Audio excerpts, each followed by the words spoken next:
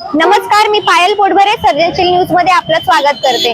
गेल्या 4 दिवसापासून आपण पाहतोय की पुण्यामध्ये जोरदार पावसाने हजेरी लावलेली आहे आणि आपण आजही बघतोय की दुपारनंतर आज धुवाधार पावसाला सुरुवात झालेली आहे आणि शहरातील रस्त्यांना अक्षरशः नद्यांचे स्वरूप आलेले आहे। आपण पाहू शकता अनेक इथे वाहतूक कोंडी सुद्धा झालेली आणि अनेक भागामध्ये पुण्यातील अनेक भागामध्ये रस्त्यावरून वाहने पाण्यात वाहून गेल्याच्या घटनाही समोर आलेल्या आहेत। रस्त्यावर फांद्या कोसळल्या आणि ऐन उन्हाळ्यात झालेल्या पावसाने पुणेकरांचे जीवन विस्कळीत झालेले आहे आणि पुण्यातील सिंहगड रस्ता, धनकवडी, कात्रज, हडपसर, लोहगाव अशा अनेक भागामध्ये गारांसह जोरदार पाऊस पडलाय आणि मुसळधार पावसामुळे पुणेकरांची चांगलीच धांदल उडाल्याचे चित्र दिसले आहे आणि अनेकांनी पावसात भिजण्यापेक्षा रस्त्याच्या कडेला आडोशामध्ये थांबणे पसंत केलंय।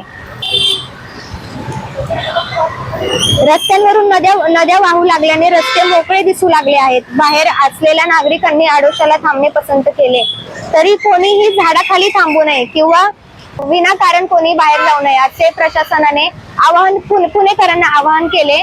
त्यामुळे नदीकाठच्या किंवा जास्त पाणी असेल अशा ठिकाणी कोणी जाऊ नये आणि नदीकाठी राहणाऱ्या लोकांनी काळजी घ्यावी असे प्रशासनाकडून सांगण्यात आलेले।